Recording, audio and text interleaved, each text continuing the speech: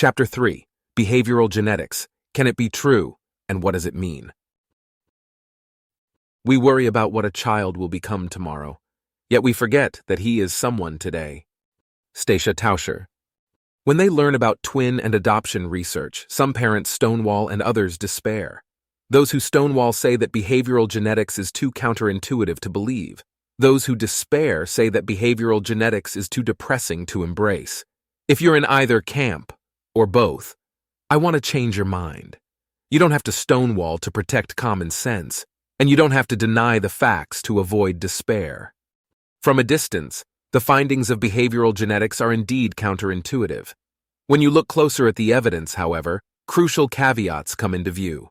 Crucial caveats like, parents' short-run effects are much bigger than their long-run effects. Upbringing has lasting effects on appreciation and religious and political identity. And, for every kid who yields to parental pressure, there's probably another who rebels against it. Learning about these crucial caveats lets us reconcile science and common sense. In any case, there's no reason for the science of nature and nurture to drive you to despair. Yes, it deflates some kinds of parenting, like bending kids to your will and riding kids for their own good. But the science also shines a spotlight on exciting opportunities. Exciting opportunities like raising kids your own way, guilt-free, treating your kids with kindness and respect without worrying that you'll make them soft, and having more kids while still having time for yourself. Learning about these exciting opportunities lets us reconcile science and hope. Behavioral genetics offers parents a deal: show more modesty and get more happiness. You can have a better life and a bigger family if you admit that your kid's future is not in your hands. The offer is more than fair. In fact, it's the deal of a lifetime. Who you gonna believe, me or your own eyes? Nature, nurture, and fade out. I gotta say that I'm enjoying adulthood for a lot of reasons. And I'll tell you reason number one. As an adult, if I want a cookie, I have a cookie, okay? I have 3 cookies or 4 cookies, or 11 cookies if I want. Many times I will intentionally ruin my entire appetite. Just ruin it. And then I call my mother up right after to tell her that I did it. Hello, Mom? Yeah, I just ruined my entire appetite. Jerry Seinfeld. As a father of identical twins, I readily accept the power of nature, but still struggle to deny the power of nurture. Twin and adoption studies of health, intelligence, happiness, success, character, and values seem to contradict first-hand observation. Haven't you repeatedly seen parents change their children's lives? I have. Don't you recall many times when your parents changed your life? I do. It's tempting to treat all of this research like a proof that 1 + 1 = 3. Clearly wrong, but life's too short to figure out why. If that's what you're thinking, please pause. There is a simple way to sync science and common sense. The short-run effects of parenting are larger than the long-run effects. If you think you've changed your kid's behavior, I bet you're right. You could go and change it some more right now. Feel free. The catch is that your efforts won't last. The immediate visible effects of nurture tend to wear off or fade out as children grow up. Think about all the times in your childhood when you got in big trouble and vowed, "I'll be good from now on." How long did your change of heart last? A month? A week? 5 minutes? Parents could conceivably compensate for fade-out with extra persistence. But time is against them. No matter how strict or encouraging parents are, their children eventually grow up, and fade-out eventually kicks in. If you want to discredit twin and adoption research with eyewitness testimony, I have no objection. I only ask to cross-examine you. You've seen parents change their children's lives. You recall times when your parents changed yours. But haven't you also seen how temporary these changes tend to be? Think about how many parents try to inspire a love of books. At the time, they succeed. Lots of kids won't sleep without a bedtime story. 10 or 20 years later, however, only a small minority read for pleasure. That's fade out for you. If the short-run effects of parenting are as large as I say, why don't twin and adoption studies report them? The answer is that they rarely look for them. Researchers typically focus on long-run effects, whether your parents change the kind of adult you become. That is why they reach the weird conclusion that nurture doesn't matter much. When twin and adoption studies focus on the short run, whether your parents change the kind of child you are, they typically support the obvious conclusion that nurture matters. The research is a little sparse, but studies of intelligence, income, crime, and religion all find that upbringing matters less as we grow up. Fade out and intelligence. Twin and adoption research on young children's intelligence always finds nurture effects. The younger the child, the more parents matter. A team of prominent behavioral geneticists looked at major adoption studies of IQ. They found moderate nurture effects for children versus none for adults. Suppose an adoptee grows up in a family with a biological child at the 80th percentile of IQ. During his childhood, we should expect the adoptee to have a higher IQ than 58% of his peers. Nurture effects were largest for the youngest kids under observation, 4 to 6-year-olds. An average child of this age raised in a high IQ home will typically test higher than 63% of his peers. Not bad, but it doesn't last. The Colorado Adoption Project provides an especially vivid illustration of fade-out.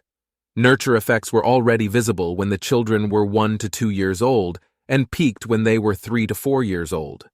Toddlers adopted by parents at the 80th percentile of IQ scored about 7 percentage points higher than average. By the time the adoptees were age 7, however, 2/3 of this nurture effect was gone. By 12, nothing was left. As the researchers bluntly concluded, adopted children resemble their adoptive parents slightly in early childhood, but not at all in middle childhood or adolescence. Fade out and income.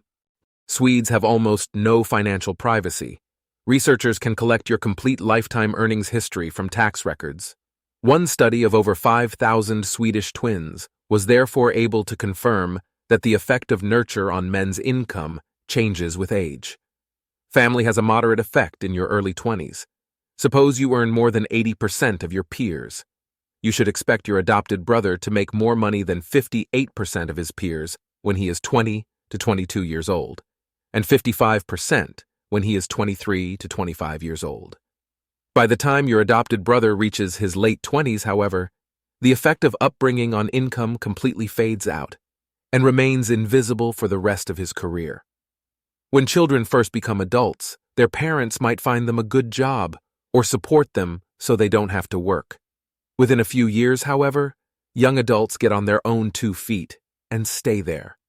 Fade out, crime, and other bad behavior. As you may recall, a 2002 study of almost 7,000 Virginian twins found little or no effect of family environment on adult antisocial behavior. But if you read the fine print, there are noticeable nurture effects for children younger than 15, especially boys. This study is no fluke. A major review of twin and adoption studies of antisocial and criminal behavior finds that nurture matters most for preteens, less for children 13 to 18, and least for adults. Suppose a family has a biological son and an adopted son. The biological child is a bad seed. He starts at the 80th percentile of antisocial behavior and stays there.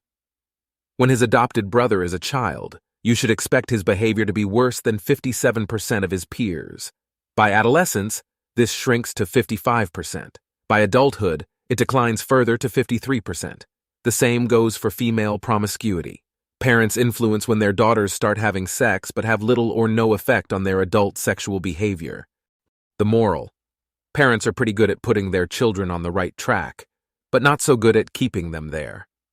By adulthood, it's normal for good kids from bad homes to get back on track and bad kids from good homes to run off the rails.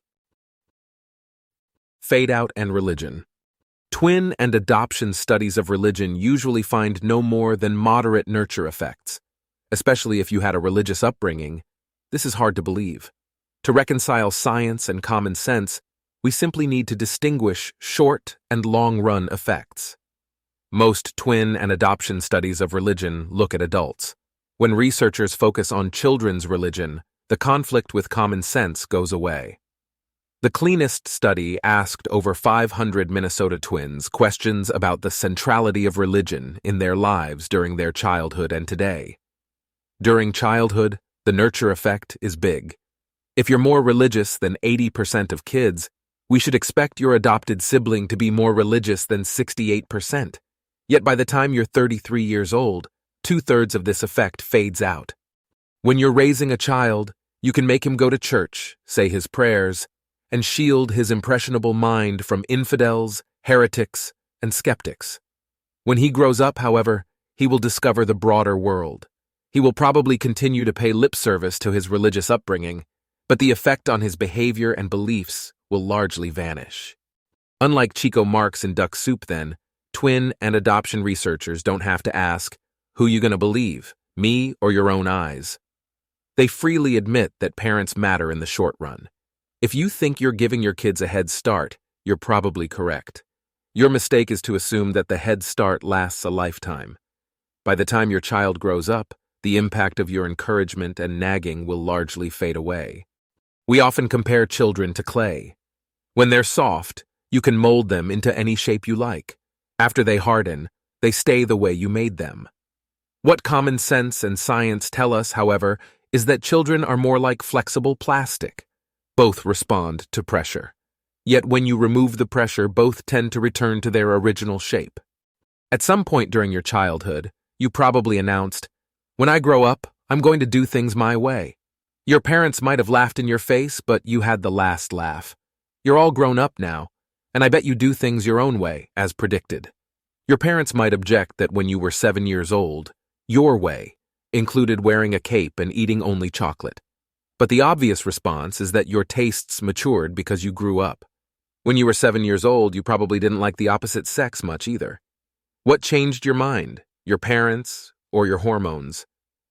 When people learn about twin and adoption research, they often object, if this is true, how come parents haven't figured it out for themselves? At least part of the answer is that parents' first-hand observation is directly misleading. When they try to mold their kids, the short-run effects are obvious to the naked eye. It is tempting to assume that these short-run effects add up and explain why children turn into their parents. Without twin and adoption methods, we would never have discovered that the obvious effects of parenting are mostly a plausible, powerful illusion. The power of parenting. Can rebellion save the day? The most dangerous party member. In every party, there is one who, through his all too credulous avowal of the party's principles, incites the others to apostasy. Friedrich Nietzsche, Human All Too Human. Twin and adoption studies usually find that the average effect of family environment is near zero. The simplest interpretation is that parents have little effect. A competing interpretation, however, is that parents have big effects, but their efforts backfire about half the time. Rebellion is the most plausible mechanism. Almost every item on the parental wish list suggests compelling examples. Health. Your mom is morbidly obese. You carefully watch your weight so you don't end up like her. Intelligence. Your dad watches sports all day long so you seek refuge in books. Happiness. Your mom tells you to cheer up so you sulk just to spite her. Success. Your parents are poor, so you vow with God as your witness never to go hungry again. Character. You're habitually late to annoy your rigidly punctual dad. Values. You resolve to have at least 2 kids because you were a lonely only child. Twin and adoption researchers should take rebellion more seriously. I doubt I'd be such a nerd if my dad and brother weren't sports fans, or as slow to lose my temper if my parents had more often kept their cool. From a practical point of view, however, it doesn't make much difference whether parenting is impotent or just backfires half the time. One story says, your efforts won't work.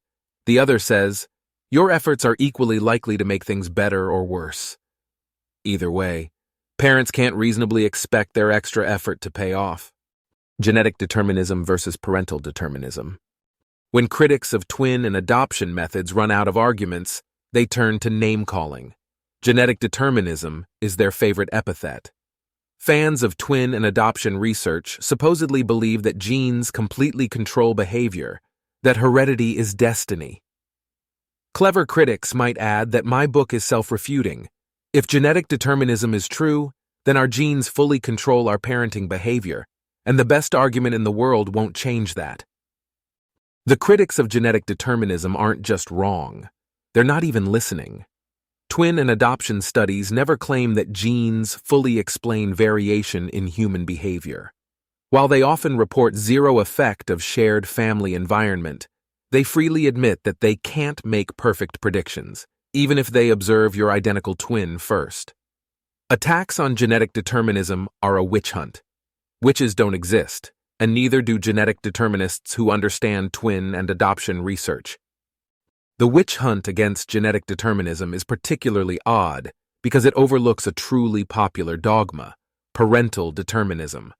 Many imagine that the way your parents raised you is the cause of everything right or wrong in your life. When someone succeeds, they say, "His parents raised him well." When someone fails, they huff, "Just look at the parents." When someone fails despite his parents' efforts, they muse, "If only his parents tried a little harder." No matter what occurs, the root cause has to be parenting. Never mind the brute fact that kids in the same family are often quite different. At least genetic determinism has a solid kernel of truth. Genes really do have large, lasting effects on almost every item on the parental wish list. Parental determinism barely has a kernel. Although parents matter quite a bit in the short run, they leave little lasting impression. If family environment matters so little, why is human behavior so hard to predict? Because there's a lot more to the environment than the family. There has to be. Otherwise, identical twins raised together would literally be identical copies. As a father of identical twins, I assure you they're not. One of my sons is a better bicyclist, the other a better swimmer. One prefers reading, the other writing. One worries about tomorrow while the other enjoys today. So far, researchers have failed to explain why identical twins, not to mention ordinary siblings, are so different. Discrediting popular explanations is easy, but finding credible alternatives is not. Personally, I doubt that scientists will ever account for my son's differences because I think their primary source is free will. Despite genes, despite family, despite everything, human beings always have choices, and when we can make different choices, we often do. Some choices are moment to moment, to keep working or give up, lie or tell the truth, abandon or defend your views on immigration policy. Other choices are cumulative. You can't change your weight, education, or income by snapping your fingers, but in the long run, they depend on diet, study, and effort, all of which you're free to choose. Most behavioral geneticists will dismiss my armchair philosophy. Several close friends call my stance on free will my most absurd belief. But embracing behavioral genetics and free will at the same time is at least consistent. Remember, another name for unique environment and non-shared environment is none of the above. If free will isn't none of the above, what is? Lingering doubts. I don't want to come off as a true believer in behavioral genetics. I'm convinced, but not certain. Mediocre research occasionally gets published. When twin and adoption studies recruit 100 subjects by mail, you shouldn't swallow their results whole. Even excellent studies have flaws. Authors often disclose them to beat critics to the punch, and flawless methods don't guarantee clean results. The most eminent behavioral geneticists in the world occasionally shrug and say, "Well, that's what I found. I don't know what it means." I've tried to handle these concerns the best way I know how, weeding out weaker papers, noting major shortcomings of research that made the cut, and acknowledging anomalies. If the researchers of the next generation toned down some of their teachers' stronger claims, it wouldn't be shocking. We're learning as we go. Behavioral geneticists usually assume, for example, that genetic effects are linear. 2 copies of a gene have twice the effect of a single copy. If this assumption is wrong, standard models oversell the effect of nature and shortchange the effect of nurture. So far, evidence of nonlinear genetic effects is mixed at best, so I ignore the issue. But better evidence may come along, and if it does, I'll revise my position. Another doubt on the horizon. Cutting-edge studies of the children of twins find bigger effects of parenting than traditional twin and adoption studies. If the approach pans out, it won't mean that earlier research was wrong, but nurture will merit a bit more credit. The most important weakness of behavioral genetics, though, is simply that research focuses on middle-class families in first-world countries. The results might not generalize. Twin and adoption studies almost never look at people in third-world countries, so you shouldn't conclude that Haitian orphans would turn out the same way if raised in Sweden. Twin and adoption studies also tend to ignore the poor in first-world countries. Twins come from all walks of life, but it's usually harder to get twins from lower-class homes to join a study. Adoptees almost never grow up in lower-class homes, even though their biological parents tend to be lower class. Don't assume that poor inner-city kids would turn out the same way if they grew up in a sheltered suburb. For policymakers, the restricted range in twin and adoption studies is a major blind spot, but middle-class parents in first-world countries needn't worry. Families like yours have been studied to death. In your corner of the world, you can safely rely on the postcard version of behavioral genetics. The chief cause of family resemblance is heredity, not upbringing. And while the short-run effects of upbringing are self-evident, they leave little lasting impression. What the science of nature and nurture means for parents. Parents want the best for their children, but parenting has surprisingly little effect on whether or not children get the best. While this discovery might seem too dangerous for human consumption, it's great news for parents and children alike. False hope in the power of nurture leads to wasted effort and wasted opportunities. Parents who understand the facts can help their families and themselves. Lighten up. Let's start with the obvious. If parental investments don't pay off, then relaxed parenting is a free lunch, better for parents and no worse for kids. If you falsely believe that your child's health, intelligence, happiness, success, character, and values heavily hinge on your effort, you will waste sweat and tears. Once you accept the truth, you can drop a lot of painful parenting. How much pain can parents safely avoid? To answer this question, remember the main limitation of twin and adoption studies. They almost always focus on relatively normal families in relatively rich countries. You can't read an American adoption study and conclude that abject poverty and severe neglect do no lasting damage. But you can conclude that it's okay for parents to move within the normal American range. You don't need to fret about whether to sacrifice more for your children than 20, 50, or 80% of parents like you. If the typical adoption agency would consider you a suitable parent, you're good enough to let your children to reach their potential. A good rule of thumb: if your parenting style passes the laugh test, your kids will be fine. When they hear about the evidence from twin and adoption research, parents occasionally respond, "I know I don't matter much, but every little bit helps." But how much pain are they willing to bear for a small gain? For each of the items on the parental wish list, there's a big difference between homes with kids at the 50th percentile and homes with kids at the 80th. Suppose you want to turn your child into a churchgoer, even though you're not especially religious. In 2006, the General Social Survey found that the median American went to church several times a year. But 1 person in 5 went every week, or more. Moving from the 50th to the 80th percentile on this one trait therefore takes almost 50 extra services a year. If you don't really enjoy church, that's a lot of effort to make your kids 2 or 3 percentage points more religious. Or take education. The Korean adoption study found that if a mom has an extra year of education, her adoptee gets 5 more weeks. To raise her child's educational attainment by a single year, a mom would need more than a decade of extra schooling. That's practically an entire childhood. Even ignoring the massive cost for the mother, it's a lonely life for the child. I see why parents of grown children resist my message.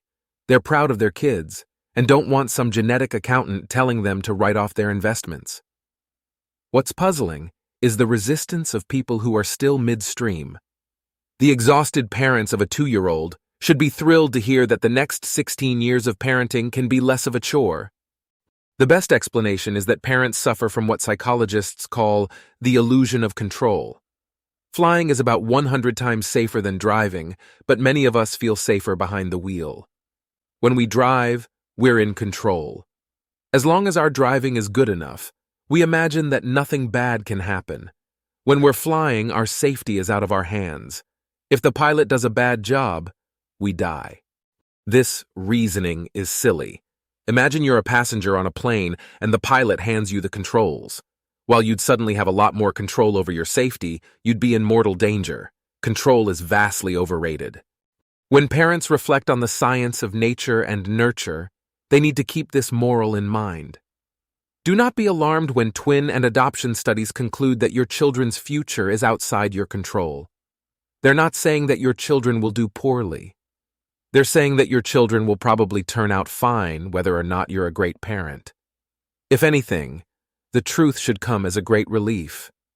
If I thought that my son's future depended primarily on my actions, I'd fret, "We should be reading another book," every time we sat down to watch The Simpsons. Granted, if nature matters as much as I claim, you won't be able to turn your kid into the next Einstein, unless you and your spouse happen to be Einsteins.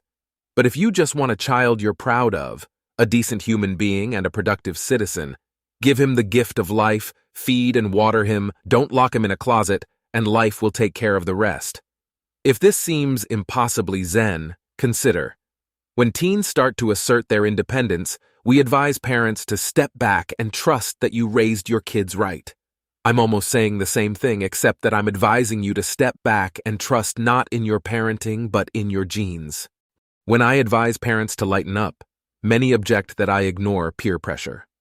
Won't other parents severely harass and badmouth the first family to relax? But peer pressure is overblown. Most parents are too exhausted by their own overparenting to pay much attention to yours. Even if you do pop up on other parents' radar, they'll probably keep their opinions to themselves to avoid conflict. In any case, if other parents openly disapprove of you, the consequences are mild. In modern society, we meet most of our needs in the marketplace, not our neighborhoods. Amazon neither knows nor cares how you raise your kids, and your boss probably doesn't either. For practical purposes, parents might as well keep their own counsel. Choose a spouse who resembles the kids you want to have. The most effective way to get the kind of kids you want is to pick a spouse who has the traits you want your kids to have. Genes have a large effect on almost everything on the parental wish list. The right spouse is like a genie who grants wishes you are powerless to achieve through your own efforts. We already do this to some extent. Married couples are fairly similar in health, intelligence, education, income, criminality, and values, all important items on the parental wish list. The result, intended or not, is to make children and their parents more compatible. For personality traits, however, spouses are barely alike, suggesting that we aren't so picky about the personalities of the potential mothers and fathers of our children. Behavioral genetics urges us to get pickier. If you want happy or agreeable or conscientious or open-minded kids, avoid dates that lack these traits. Another implication, the macho, irresponsible bad boy is an even worse deal for women than he's reputed to be. Not only will he be emotionally and financially AWOL, the children he fathers will probably give a great deal of grief to any mother who struggles to raise them right. If you want to drastically improve a child's life, adopt from the third world. The main lesson of behavior genetics is that parenting is about the journey, not the destination. Instead of trying to mold your children into the people you think they ought to be, focus on enjoying your time together. Suppose, however, that you yearn to transform a child's life. Is there any effective way to do it? Yes. Adopt from the third world, from lands where poverty, disease, illiteracy, and oppression stifle human flourishing. Twin and adoption research only show that families have little long-run effect inside the first world. Bringing kids to the first world often saves their lives. Over 13% of the children in Malawi, the African nation then initially denied Madonna's petition to adopt a 4-year-old orphan, don't survive their first 5 years. And survival is only the beginning. Life in the first world spares children from hunger, disease, and harsh labor, and opens vast opportunities that most of us take for granted. Merely moving an adult Nigerian to the United States multiplies his wage about 15 times. Imagine the benefit of giving a Nigerian child an American childhood and an American education. Adopting disadvantaged children from the first world probably improves their lives in similar, but more modest ways. But if you don't adopt an American baby, somebody else often will. There are even waiting lists for domestic adoption of special needs children. In contrast, the baby you don't adopt from the third world is likely to stay there. Raise your children with kindness and respect. I first started thinking seriously about parenting after reading The Nurture Assumption by Judith Harris. Like me, she said twin and adoption studies show that parenting is overrated. Yet in my favorite passage, she thoughtfully defended the power of parenting. People sometimes ask me, "So you mean it doesn't matter how I treat my child?" They never ask, "So you mean it doesn't matter how I treat my husband or wife?" And yet the situation is similar. I don't expect that the way I act toward my husband is going to determine what kind of person he will be 10 or 20 years from now. I do expect, however, that it will affect how happy he is to live with me, and whether we will still be good friends in 10 or 20 years. As usual, Harris was right. Twin and adoption studies confirm that parents have a noticeable effect on how kids experience and remember their childhood. While this isn't parents' only lasting legacy, it is the most meaningful. This knowledge should inspire every parent. Raise your children with love, control your temper, and enjoy family time. They'll appreciate it when they're children and fondly remember their happy home when they grow up. When my sons and I read a series of unfortunate events, I don't imagine that I'm boosting their adult IQ or reading ability. The point is to enjoy the stories and take away fond memories of our time together. Even good moms and dads underrate the importance of kindness and respect. When I was young, parents urged children to settle their differences on their own. In practice, this was a green light for older, bigger kids to abuse smaller, younger kids, while adults stood idly by. Today, similarly, many believe that they have to raise their kids to be tough and competitive in a tough, competitive world. From this perspective, too much kindness is dangerous. Parents have to strike a delicate balance between making their kids feel loved and preparing them for life. Given the evidence, though, sentimentally shielding your kids from petty cruelty makes perfect sense. Don't get me wrong, I'm a fan of firm discipline. But if I'm going to fall a little in my son's esteem, I expect something in return. Mild, consistent sanctions are a great way to get better behavior, more sleep, less backtalk, and fewer fights. Treating kids harshly for their own good, in contrast, doesn't pay off. This doesn't mean that you're to blame if your kids turn into unhappy adults. As we've seen, there is strong evidence that parents have zero long-run effect on their children's overall happiness. Still, if your children remember you as cold, angry, or absent, it's probably because that's the side of yourself you chose to show them.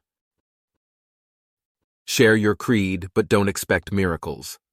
Parents' other major legacies are their effects on religious denomination and political party. If you want your children to share your religion or your party, make sure they know where you stand. They will probably follow in your footsteps. At the same time, realize that your religious and political influence is superficial. You heavily control what your kids will call themselves, not what they'll think or do. If a family of progressive Baptists adopts a kid with a conservative but secular temperament, he'll probably call himself a Baptist and a Democrat when he grows up. Yet don't celebrate too much. He's likely to be a Baptist who doesn't go to church or read the Bible, and a Democrat who opposes national health care and higher taxes. Don't write off your teens. Parents affect juvenile antisocial behavior, for both sexes, and sexual behavior, girls only. If you don't want your teenage son to be a common criminal or your teenage daughter sleeping around, a little extra effort on your part may make a difference. By adulthood, this influence fades out. Still, if your goal is to keep your teen out of trouble, it's doable. You might also try to discourage smoking, drinking, and drug use. The evidence is mixed, but at least some twin and adoption studies find parental influence. If you quit smoking to set a good example for your kids, you might succeed. Have more kids. If every child's future hinged on massive parental investment, fear of large families would be understandable. If you push yourself, you might be a first-rate tutor, coach, driver, and cheering section for 2 children. With 4 kids, there aren't enough hours in the day to wear every hat well. Instead of 2 children who make you proud, you'll have 4 disappointments. Since parental investment is overrated, however, good kids you can be proud of, are much cheaper than they seem. As long as you and your spouse turned out all right, your kids probably will too. And what does enlightened self-interest tell you to do when you find out that something is cheaper than you previously believed? Buy more. Shouldn't parents worry that if they add another member to the family, the children they already have won't have the support they need to succeed? Not really. Yes, the Korean adoption study provides solid evidence that kids who grow up in bigger families are slightly less successful.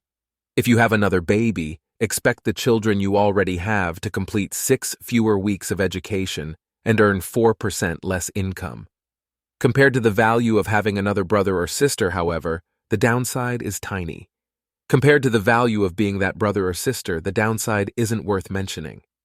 None of this means that you should try to compete with Octomom or the Duggars.